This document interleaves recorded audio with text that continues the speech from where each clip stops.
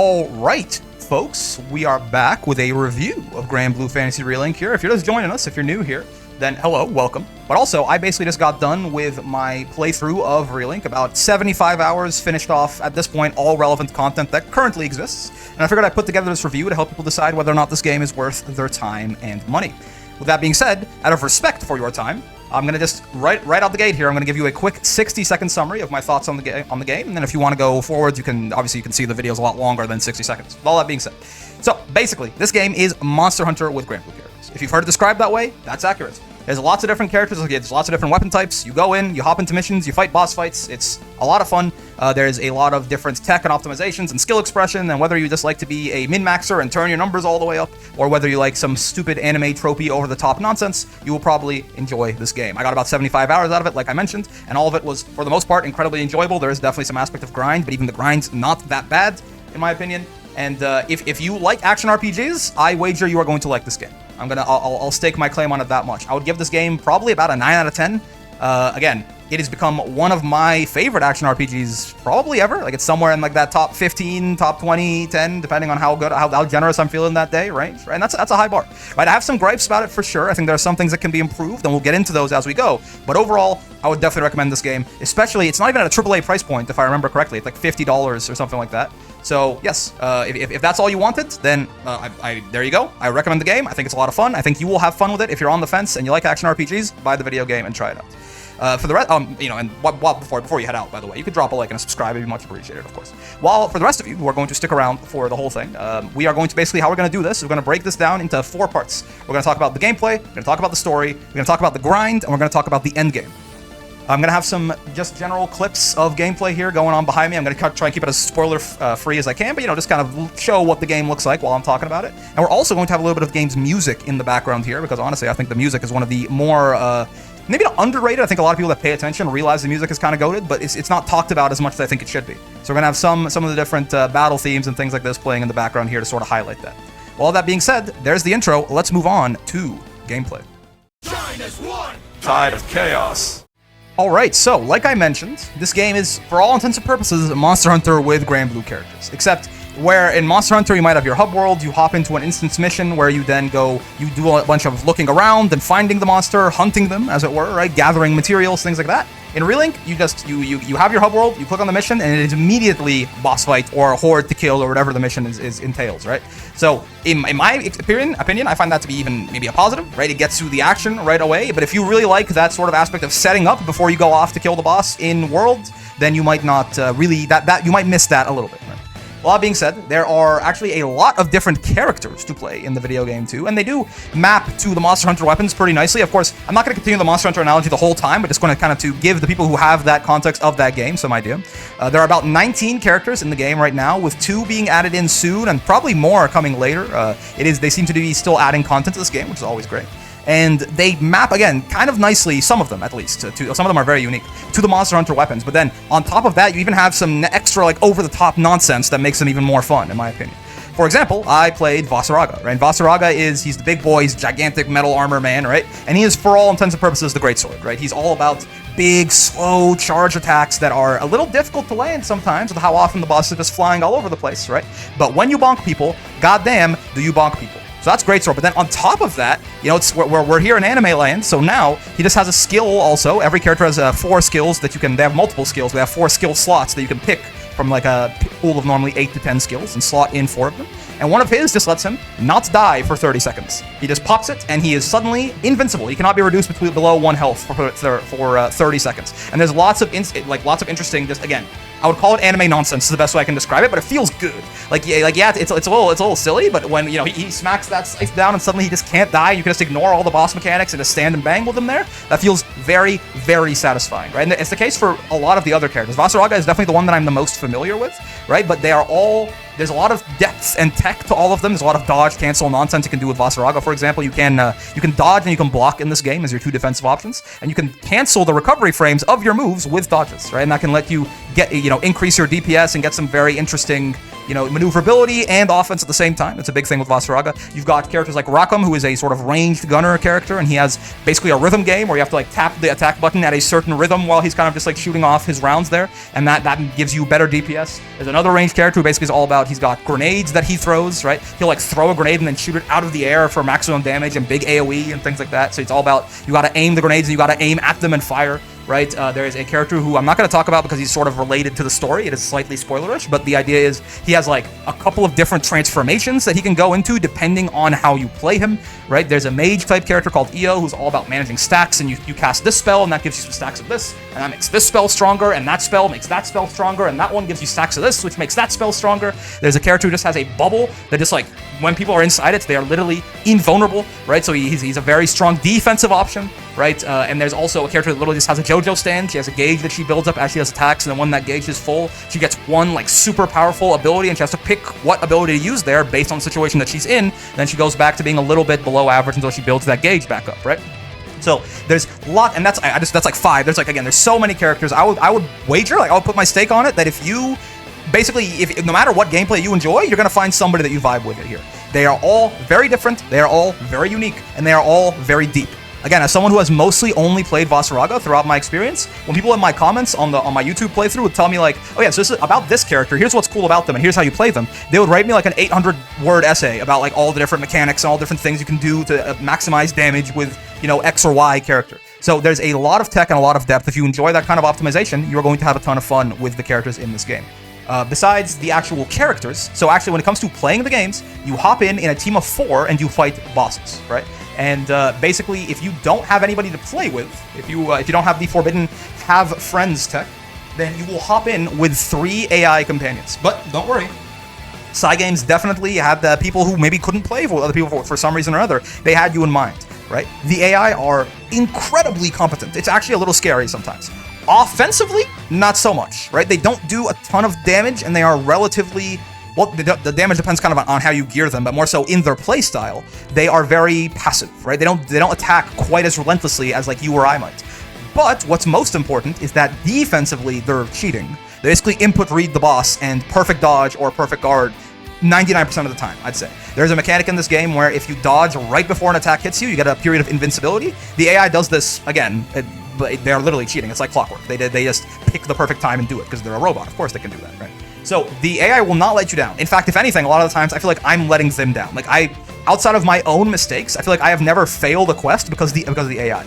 The one exception to this is that there are some late game missions, like some end game missions that have some DPS checks involved, and those are definitely more difficult if you're rocking a full AI team, right? Because the AI again they're not as relentless with their offense as you or me might be.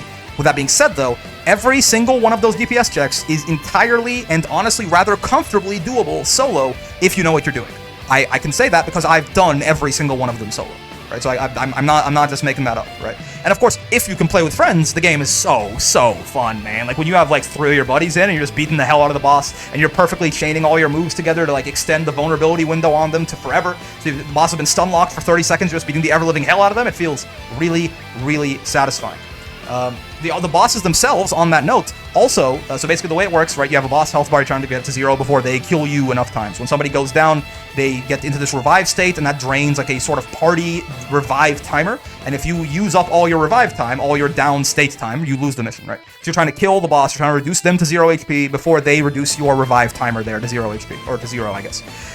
And when you do enough damage to a boss, they go into sort of an overdrive phase, right, where they do some big crazy attack to try and really wipe you out.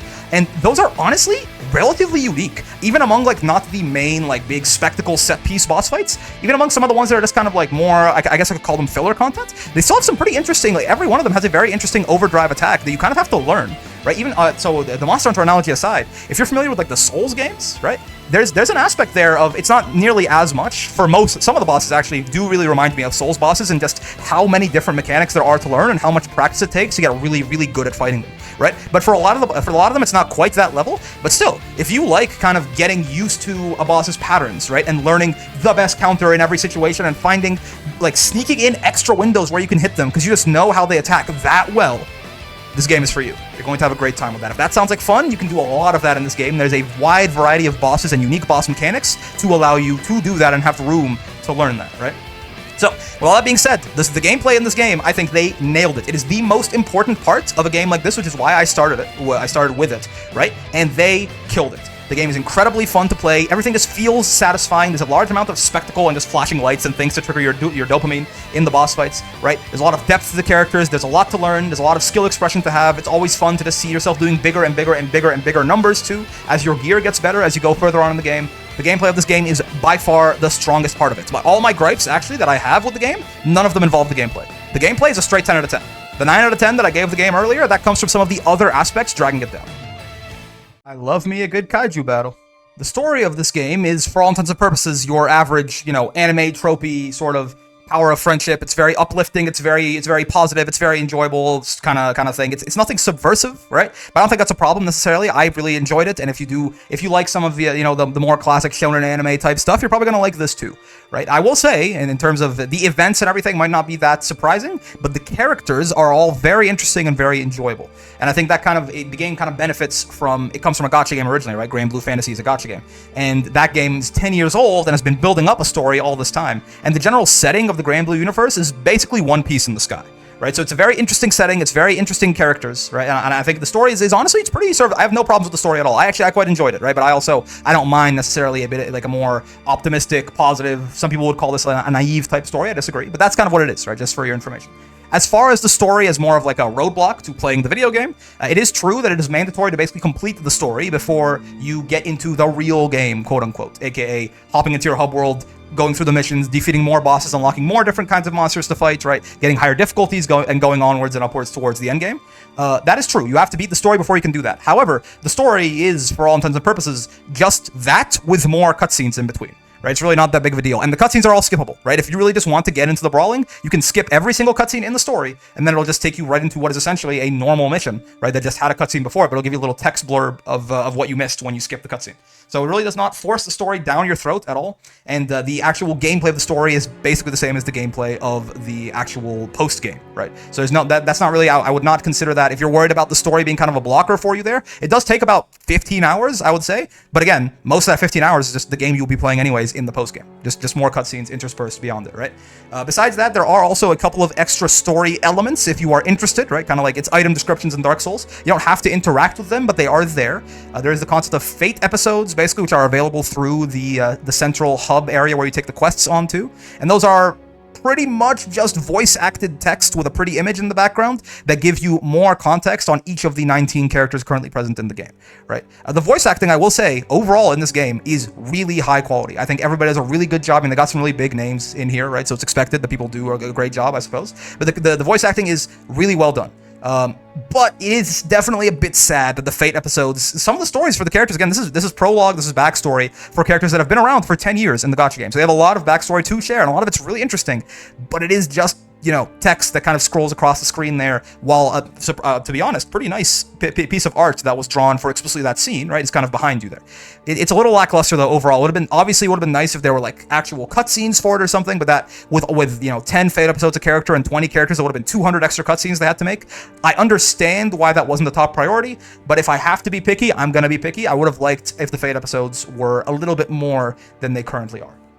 But again, overall, the story is, in terms of an actual narrative, it's not surprising, but I think it's very enjoyable and it's very likable, and I had a good time with it. In terms of actually stopping you from playing the game, that's not the case either, right? The game doesn't kind of get in its way with the story. You can just skip the cutscenes and then just play the game anyways.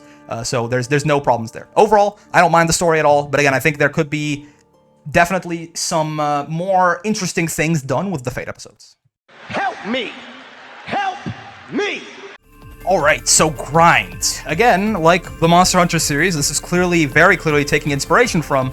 There is a fair bit of grind involved in this game, to be sure. Overall, though, I'd say the grind is, like, pretty mild. More equivalent to Rise than World, if you catch my drift, right? If you are familiar with that series. The point is, in my personal experience, playing, again, completely solo, 80% of the game can be basically completed entirely solo without ever redoing a quest. You can if you want. If you really want to grind out and get ahead of the power curve, sure. But for the most part, I didn't have to repeat a quest to actually grind and try and get stronger until the very end game, right? Then, and the only reason I did that is because I had AI companions, right? So I had to build 4 characters, and eventually my AI companions really started to fall behind to the point that, even though, like I mentioned, they don't do a ton of damage by their own, in some of those end game DPS checks, I really needed their damage just a little bit, right? And you want to also make sure they're not just getting completely one shot at all times, things like that. If you're playing with 4 people, I actually could probably bet you that you could get through this entire game without ever redoing a quest.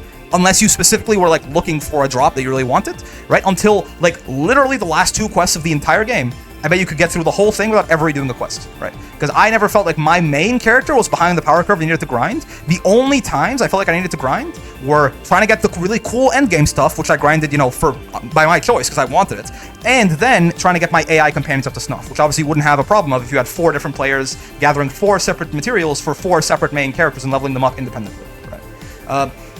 In general, the quests that you need to grind too, when you do need to grind them, by the time that you get to the point where you need to grind them, normally you're always grinding quests that are much weaker than you, right? You will still get good drops out of them. So the grind is not really miserable in the sense that you're not doing something that's really frustrating and difficult, and then also having to do it like, 20, 30 times. There are 2 very notable endgame examples of, not examples, but 2 very notable endgame exceptions to this, right? But that's more so, again, you are grinding those things, they're already the end game. You're not grinding for something. You're grinding them because you want the coolest stuff ever that they drop, because you might then want to, prepare yourself for the next content. Overall, though, you just kind of mindlessly grind it, and if you're grinding with friends, you talk about something, you have fun. It's not really too intensive. If you're grinding alone, you put on some Seinfeld or something like that and watch it while you're grinding. The grind is not painful. The grind is mostly just time consuming, right? So and again, the core gameplay loop is still fun. So just walloping a boss that used to be actually, it was like a challenge back in the day, walloping it in 2 minutes and just hitting that repeat quest button over and over and just reducing the poor damn thing to atoms is still satisfying, right? In about 75 hours of gameplay, like I mentioned, I probably would say that 65 of those hours were actual real gameplay where I was experiencing new things, fighting bosses I hadn't fought before, etc., etc. 10 of those hours were grinding a couple of different quests that drop really good stuff over and over and over again. I will say though, I have to keep in mind that when I did my grinding, I did it with viewers in the Discord server. That sped it up a lot because again, like I mentioned, the AI are very competent. They are not very fast. They're not very aggressive. They don't do a lot of damage, right? So if I were to grind that completely solo, I wager it would probably add about 5 hours or something extra. It would be about 15 hours of grinding, 65 hours of gameplay, right? So the ratio, I think, is still overall pretty satisfying, right? It's pretty good. You're not going to be, grinding 100 hours for 10 hours of gameplay. It's not that bad. The grind exists, but it's not that bad. Of course, though, we do have to talk about RNG. Right? Basically, getting anything good in this game is going to be a matter of luck, right? There's drop rates on bosses. There's 3 separate, out of mission, not just killing a boss and getting drop rates, but then there's 3 different mechanics in the hub world that can give you really cool stuff, and they are all RNG based. On the bright side, 2 of them, the most important 2, are save scummable. You get these resources basically you can spend. They're almost it's like a gacha game. It's modeling itself after a gacha game. You get these resources from doing missions, and you can spend those resources to basically pull the lever on a slot machine and hope that something good comes out the other end. The good thing is there's 3 of those kinds of mechanics. 2 of them are save scummable, right? So that's not a problem. The third one is not, and the third one is painful. And you know exactly, if you've played the game, I'm just gonna say curios, and you know what I'm talking about, okay?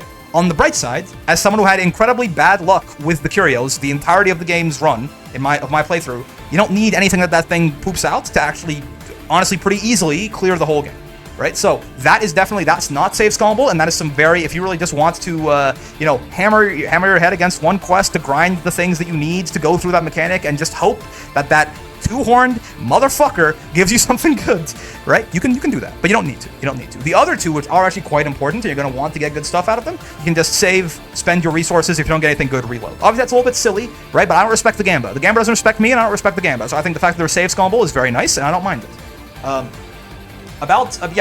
That's basically about it, right? As far as the grind, it exists. It's there. It's not a problem. I've played games that have been much grindier, much less generous. There's also a lot of different quality of life features that make this game a little easier to grind. I think this was a game made by people that realized that you were going to have to do some grinding, and they wanted to make your life easier. If you're looking for you need to upgrade your weapon. So you have you need 17 different materials, right? And you're looking for this one, you're like, where the hell do I get Killing Demon Eye? You can just put it on a wish list, and then you can go into the quest list, and you can search by quests that drop a certain kind of treasure, right? So there's lots of little stuff like that. The game is very full of nice quality of life features that make even the annoying parts of it a little bit more bearable. Again, except for Curios, Zothba, I hate you. And if you know, again, anyone who's played the game, you know what I'm talking about. But again, you don't need that. The grind exists, but it's fine.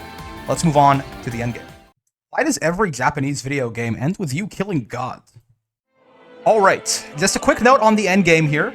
The reason I'm putting this in here is because the endgame really is different in this game. So I would split the game up into 3 sections for all intents and purposes. There is the early part of the game where you're doing the story, right? You have to do the story and the cutscenes before you can get to what I call the post-game. And the post-game is like it's about 50% of the game, I'd say. 25% story, 50% post-game, 25% endgame. The endgame is the highest difficulty level in the game. It's called Proud difficulty, and I would call it a completely different game, honestly. It throws a lot of completely new bosses at you, or it'll throw the same boss that you fought, but now there's fucking 3 of them, right? It's this guy and 2 of his friends have come to beat your ass. Or again, there's completely different, unique endgame bosses that never show up in any other part of the video game, and they have their own unique mechanics, and they're all super cool, and a lot of them are very challenging, right? Even 60 hours into the game, it was throwing stuff at me that I'd never seen, and that was honestly, like, I think the best part, the game just gets better and better and better as you go on, basically, right? The end game is the best part of the game. All of the best fights in the game are like the 5 last fights of the game, right? It's a constantly rising crescendo of action, of spectacle, of enjoyment, right? And by the time you get to the end, all of the best fights in the game happen 1, 2, 3, 4, 5, like all the 5 last fights of the game are the 5 best fights in the game, right? So I just wanted to put a quick note in here that the end game is different and it is refreshing, and I love it. Everything in the end game is harder, and everything in Proud difficulty wants to kill you, and it will kill you. Like, the Proud difficulty is where I really started feeling like I actually have to be good at the game, right? This is where I really started. I mentioned it earlier in, I believe, the gameplay or the grind section, but you can always obviously just get your numbers higher and beat a boss that way, even if you're not very good at the mechanics, right? But in Proud, your numbers can only go up so high. So you really get to the point in Proud where, by the way, this is I'm sorry, I'm gonna turn this down a little bit because it's really loud for me right now. This music goes so incredibly hard. This is one of the themes for one of the Proud bosses, so I'm putting it on right now. And this guy is going off, isn't he? I'm sorry, it's a quick tangent, but I just love so many different things about this game, so I'm gushing a little bit. But yes, with that being said, in Proud, your numbers can only go so high. In Proud is where I really started feeling like the game was becoming a skill check, which is a wonderful thing. Gear checks are unnecessary evil in these kinds of games a lot of the times, right? But the Proud is actually, while there definitely are gear checks and there's definitely DPS checks, most of Proud feels like a skill check to me.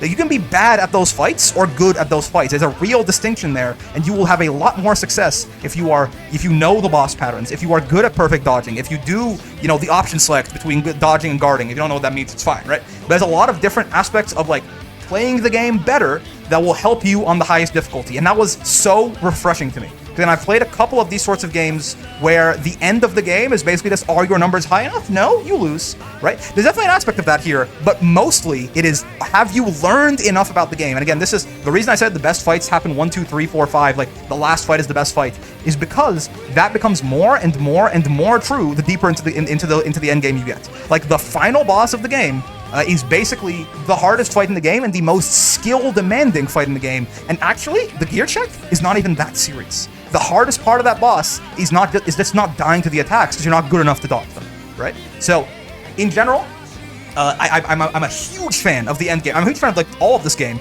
but I was so taken aback when I noticed that, yeah, the end of the game is the best part of the game. They didn't lose steam, they didn't run out of ideas. The final boss of the game are the best bosses of the game. So I just wanted to put that in there real quick. Unfortunately, right now, once you have done all the end game content, and once you have all the best gear, and once you have an optimized build, there's really nothing left for you to do besides just stockpile mats and wait for the next update. But, I mean, to be fair, that is kind of the case with all of these games, right? And realistically, on the bright side, it looks like they are adding a lot more content to this game. They have a roadmap for several updates in the future that has a bunch of content planned, and I'm sorry, this music is just ridiculous, and I can't think straight while it's playing. Do you believe me? I've been playing it throughout the video. Do you believe me that the music in this game is really good yet? I just wanted to get that message across. But yeah, they're planning on adding a lot more content to this game over the next several months, it looks like, so there's going to be a lot more endgame coming, and if the current existing endgame is anything to go off of, they are going to just be the even better and better and better and best fights in the game. So, huge, like I said, the gameplay of this game was a 10 out of 10. The endgame is like a 12 out of 10. The reasons that I've brought this thing down to a 9 out of 10, I would say, are some of the RNG mechanics just feel a little bit stupid, like there could be a little bit more quality of life involved in that, and some of the story presentation I feel like could be a little bit better. But in the meat of the game, the boss fights, the gameplay, and especially the end game, god damn, Cygames, you killed it. Wonderful job. Let's move on to a quick conclusion before I let you guys go here. Wait, that's it? That's everything there is? All right, so yeah, that's just about everything that I have to talk about here in terms of my opinions of Granblue Fantasy Relink, and it's glowing. I love this game. I think they did a wonderful job with this game. And just like a bit of a final touch, some miscellaneous stuff that didn't really fit anywhere. I wanted to mention really quickly that I feel like this game has a lot of, one of my friends described it as a lot of the little stuff, and I feel like that's a really good way to describe it, right? There's just, for example, when characters talk, there's subtitles at the bottom, right? But those subtitles have a portrait for the character who's speaking. And they have multiple different portraits for every single character, depending on like their moods, their emotion, the tone of what they're saying, right? There are link attacks is a thing in this game where when you stun a boss, everybody can sort of just dogpile them for one quick attack. And depending on the different combinations of crewmates you have, all of them have little individual lines that relate to each other, you know? Vasaraga and the captain, Vasaraga and Rockham, Rockham and Io, right? Rockham and Eugen. I'm saying names of characters. My point is, these are all like, there's so many of these different little combinations of little voice lines you might even miss, you might not even get, but they put all of them in the video game, right? There's portraits for every single character, like full body art. And in one case, when a character gets new gear, the portrait changes, right? The voice lines is a character who sort of, let's say, they're depending on what happens in the story, their sort of personality changes a little bit, and their voice lines change as you get more further through the story, right? There's so many of these little touches of quality everywhere that make me believe that the people who made this game really cared about it being high quality. And they did a great job. I think they succeeded on almost every front. To summarize what I've been talking about so far, essentially, right, in terms of gameplay, the gameplay is satisfying, it is deep, it is full of spectacle and anime nonsense. There's a character for everybody. The characters have very deep mechanics. This music is beautiful. This is the main theme of the game, right?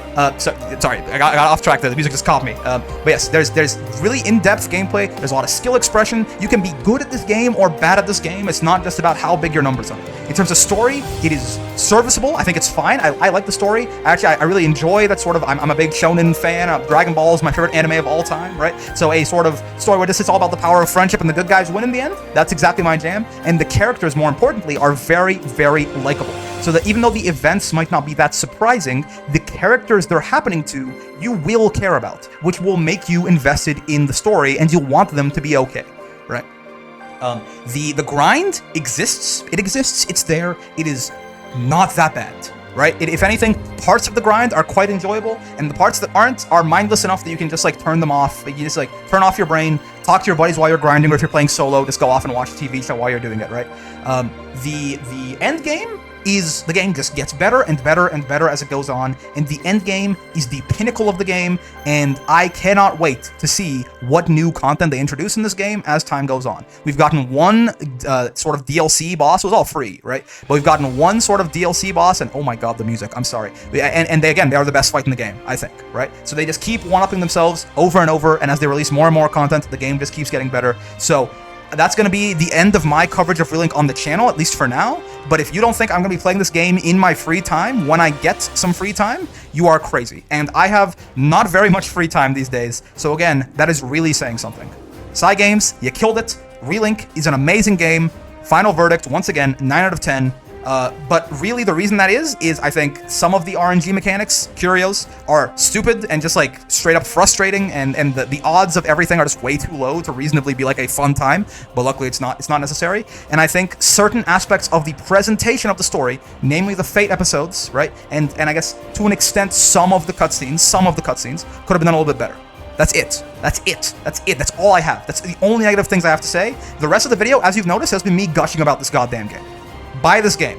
Play this game. Get your friends to buy this game too. Get 3 of your friends to buy this game and get them to play it. You will not be sorry.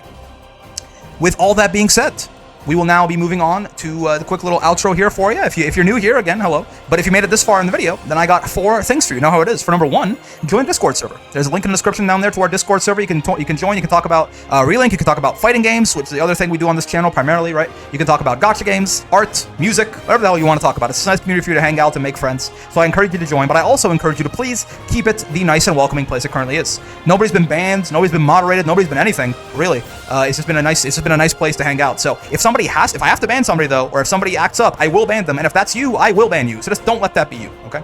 But number 2, if you liked the video, and I sure hope you did, get down there and like the damn video, man. Come on, it's free. It don't cost you nothing. Glad to the channel. I appreciate a lot, of course, while you're there. For number 3, that subscribe button, that bell button, they are right down there. We'll keep you up to date with all this content I'm throwing at you. We got 3 different videos coming out every single day, and it's somewhere between 2.5 to 5 hours of content every day, depending on the day. So unless you have all that time for just little old me, which I imagine most of you, the answer is you don't, then I recommend you hit those 2 buttons, get notified when something new is uploaded, and maybe go watch it when you have a minute. And of course, for number 4, most importantly, more important than whatever buttons you smash or whatever YouTube-friendly interactions you hit me with, I appreciate those, but most of all, I hope you had a great time hanging out today. I know I sure did. I got a chance to gush about this game and how much I love this game, and goddamn, this music goes incredibly hard. But yes, this game is wonderful, and I hope that I've convinced, if I convince one person to play this game, then I think I've done a great job, because I think basically anybody who likes action RPGs, or even some people who don't, who pick up this game, will have a good time. Well, that being said, I had a lot of fun with Relink. There's going to be a lot of different content of all shapes and sizes coming your way. But until then, I will see you in the next one. Peace.